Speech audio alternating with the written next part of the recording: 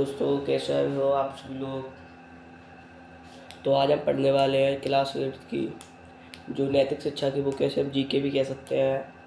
उसका chapter number 5 संस्कृति निष्ठा। मतलब हमारे संस्कृति, जो हमारे हिंदू धर्म की संस्कृति के बारे में जानने वाले हैं। तो इसे पढ़ने से पहले मैं आपको एक चीज़ बताना चाहता हूँ कि अगर आप हमारे चैनल पर नए हैं तो प्लीज़ लाइक शेयर और सब्सक्राइब करें और हमारे वीडियो पर लास्ट तक बने रहिए, तो आपको बहुत मज़ा आएगा। तो चलिए पढ़ना शुरू करते हैं। भारतवर्ष त्योहारों का देश है। यहाँ हर माह में कोई न कोई त्योहार आवश्यक होता है। ये त्योहार विभिन्न राज्यों में विभिन्न नामों से जाने जाते हैं। इन त्योहारों में लोगों को आनंद की प्राप्ति होती है तथा मनोरंजन का अनुभव भी करते हैं। त्योहार या पर्व मुख्य दो प्रकार के होते हैं। मतलब ये इसमें दिया है, भारतवर्ष त्योहारों का देश है। मतलब जो हमारा भारत है वो त्योहारों का देश भी कहा जाता है। यहाँ पर हर माह कोई ना कोई त्यौहार आवश्यक होता है। मतलब यहाँ पे हर महीने कोई ना कोई त्यौहार ज़रूर होता है, ज़रूर ही ज़रूर। ये त्यौहार विभिन्न राज्यों में विभिन्न नामों से जाने जाते हैं और यही त्यौहार विभिन्न राज्यों, अलग अलग राज्यों में अलग अलग नामों से जाने जाते हैं। इन त्योहारों पर लोगों को आनंद की प्राप्ति होती है। मतलब ये त्यौहार मनाते हैं तो लोगों को आनंद की प्राप्ति होती है, मतलब आनंद मिलता है तथा मनोरंजन का अनुभव भी होता है। मतलब मनोरंजन मतलब मज़े भी आते हैं, एंटरटेनमेंट भी होता है उनका। त्योहारों या पर्व मुख्य दो प्रकार के होते हैं। वो जो हमारे त्यौहार और पर्व जो वो दो प्रकार के होते हैं, राष्ट्रीय पर्व, सामाजिक पर्व। राष्ट्रीय पर्व मतलब जैसे 15 अगस्त, 26 जनवरी, 2 अक्टूबर आदि, ये सब हमारे राष्ट्र पर्व हैं जिसमें हमारे राष्ट्र के बारे में हो रहा है। सामाजिक पर्व, ये हमारे सामाजिक पर्व हैं जैसे दीपावली, रक्षाबंधन, विजयदशमी, मकर संक्रांति, वर्ष प्रतिपदा आदि। वर्ष प्रतिपदा मतलब न्यू ईयर, जिसमें वर्ष शुरू होता है। इसके अतिरिक्त जहाँ पर आत्मशुद्धि और संकल्प शक्ति की वृद्धि में सहायक है, वही समय पर आयोजित मेले व सम्मेलन राष्ट्रीय एकता को समरसता बढ़ाने में बेजोड़ है। मतलब इसके अतिरिक्त जहाँ, मतलब इसके अलावा जहाँ पे आत्मा को शुद्धि मिलती है, तो आत्मा शुद्ध होती है, संकल्प शक्ति में वृद्धि होती है, जो हमारे संकल्प है उनमें वृद्धि होती है। वही समय पर आयोजित उसी समय मेले और राष्ट्र सम्मेलन राष्ट्रीय एकात्मा का भी जोड़ होता है, वो भी बेजोड़ होते हैं, वो भी हमारे स्ट्रांग बनते हैं। भारत में पर्व, उत्सव और त्योहारों का विशेष महत्व है। मतलब जो हमारा भारत देश है उसमें पर्व उत्सवों का विशेष अलग ही महत्व है उनका। मान्यता यहाँ तक भी है कि हिंदू संस्कृति में प्रत्येक दिन एक उत्सव है। मतलब कुछ लोग ये भी कहते हैं जो हमारा हिंदू संस्कृति में हर दिन एक त्यौहार की तरह मनाया जाता है, उसमें हर एक दिन त्यौहार है। जीवन में उत्साह और उमंग की निरंतरता बनाए रखने के लिए भारतीय संस्कृति में पर्व, उत्सव और त्योहारों मनाने की व्यवस्था की गई है। जीवन में उत्साह मतलब जीवन में जिज्ञासा और उमंग को निरंतर, मतलब हमारे जीवन को जीने की उमंग को निरंतर बनाए रखने के लिए भारतीय संस्कृति में पर्व, उत्सव और त्योहारों को मानने की व्यवस्था की गई है। जैसे रंगों का त्यौहार होली, तिल गुड़ का पकवान बनते हैं। मकर संक्रांति पर मतलब नया साल प्रारंभ होता है। वर्ष प्रतिपदा पे शास्त्रों की पूजा करते हैं। विजयदशमी पर सरस्वती की पूजा करते हैं। बसंत पंचमी पर बहनें भाइयों को राखी बांधती हैं। रक्षाबंधन पर चैत्र, तुम्हारे चैत्र में होते हैं। ये त्योहारों के नाम है कि कौन से महीने में, ये हिंदी में महीनों के नाम है, कौन से महीने में कौन कौन से त्यौहार आते हैं। तो चैत्र में आते हैं नव संवत, रामनवमी, हनुमान जयंती, गौर, वैशाख में परशुराम जयंती, ज्येष्ठ में गंगा दशहरा, आषाढ़ में गुरु पूर्णिमा, श्रावण में हरियाली तीज, नाग पंचमी, रक्षाबंधन, भाद्रपद में श्री कृष्ण जन्माष्टमी, अत्यंत चतुर्दशी, अश्विन में नवरात्रि, विजयदशमी, शरद पूर्णिमा, कार्तिक में करवा चौथ, धनतेरस, दीपावली, मार्गशीर्ष में गीता जयंती, पोस्ट में गुरु गोविंद सिंह जयंती, माघ में मकर संक्रांति, बसंत पंचमी, फाल्गुन में महाशिवरात्रि और होली।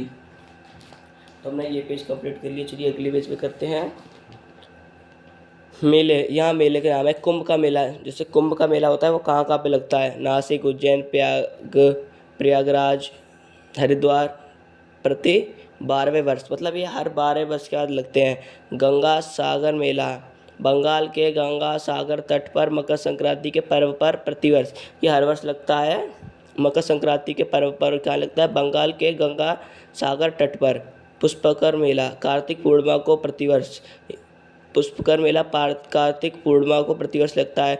सूर्य षष्ठी पर्व कार्तिक शुक्ल पक्ष षष्ठी को हर्षोल्लास के साथ मनाया जाता है बिहार और झारखंड में।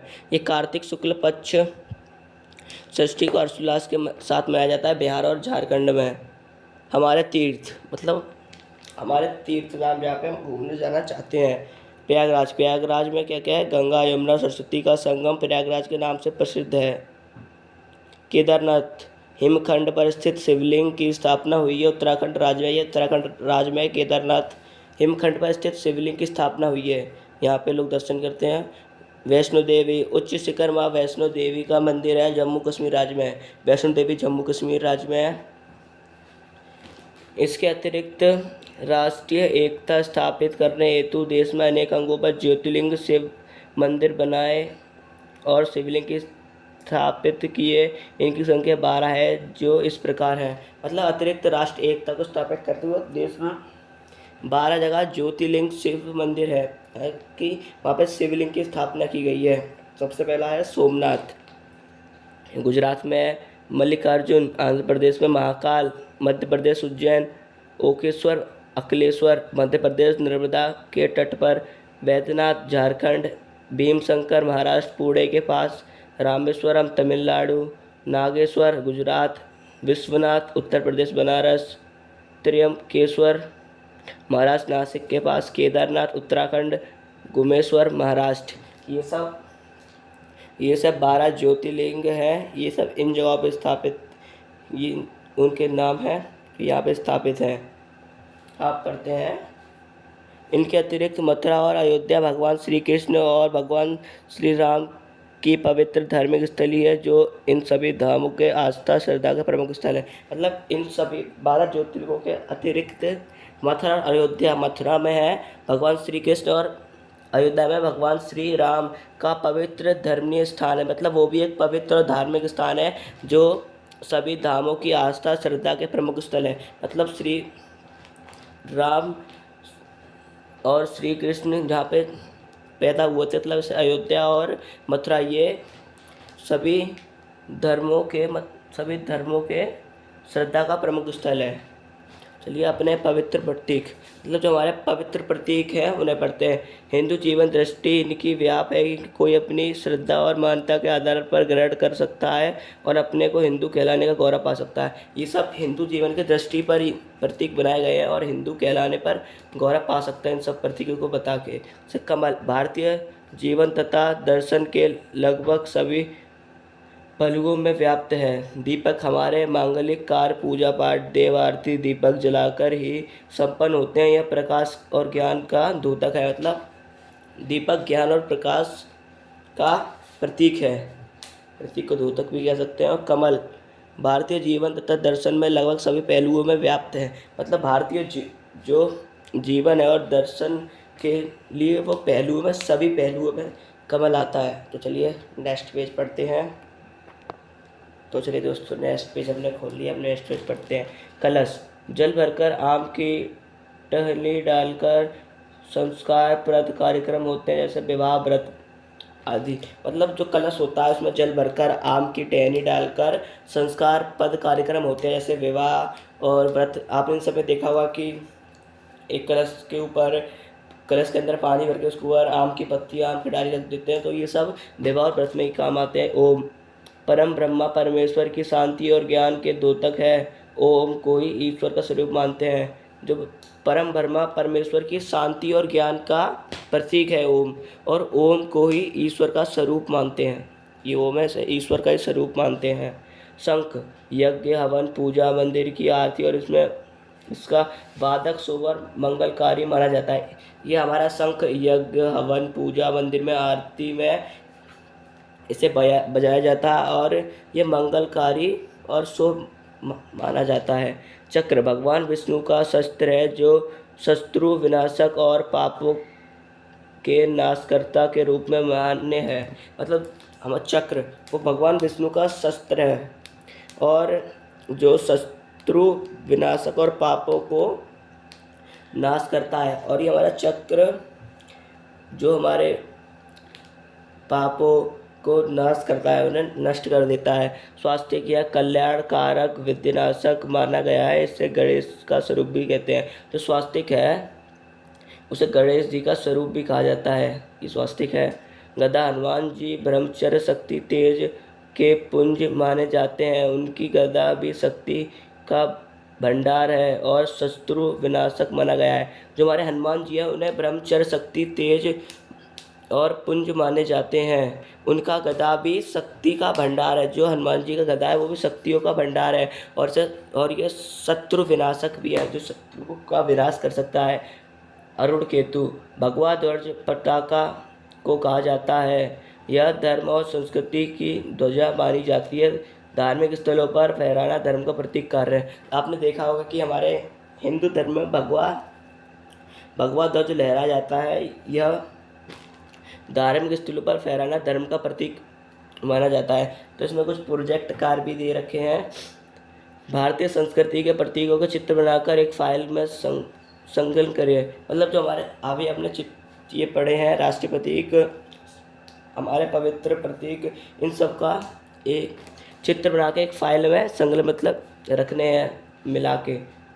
2 राष्ट्रीय पर्वों के विषय में सचित जानकारी तैयार कीजिए। मतलब 2 राष्ट्रीय पर्व होते हैं 26 जनवरी, 2 अक्टूबर, 15 अगस्त।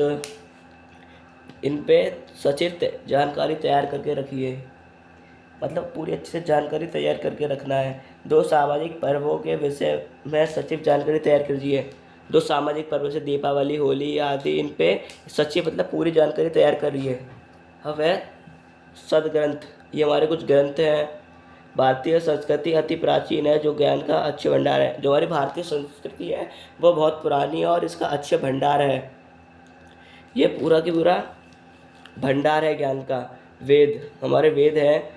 ऋग्वेद, यजुर्वेद, सामवेद, अर्थवेद, ये हमारे 4 वेद हैं। उपनिषद ईश, केन, कट, प्रश्न, मंडूकून, माडकेन, ऐतरेय, तृतीय, श्वेताक्षर, वृहदारण्यक तथा चांद्रिक। हमारे उपनिषद 11 हैं। 3 रामायण, 4 महापुराण, ये हमारे सदग्रंथ है मतलब अच्छे ग्रंथ हैं। श्रीमद् भागवत गीता 6 गुरु ग्रंथ साहब, 18 पुराण आदि। संस्कार हमारे संस्कार 16 हैं। गर्भागान, पुंसवान, सीमंतोत, जानक्रम, नामकरण, निष्क्रम, अन्न प्रसार, चूड़ाक्रम को मुंडन भी कहते हैं, कर्णवेद, उपनय, विधर्म, समावर्तन, विवाह, वानप्रस्थ, संन्यास, अंतछेद आदि। तो हमारा चैप्टर यहीं पे ख़त्म होता है। अब हम अभ्यास प्रश्न इसके अगले पार्ट में करेंगे। अगर आपको वीडियो पसंद आई हो तो प्लीज़ लाइक एंड सब्सक्राइब करें और अपने दोस्तों रिश्तेदारों के पास ये वीडियो जरूर भेजें। तो थैंक यू फॉर वॉचिंग।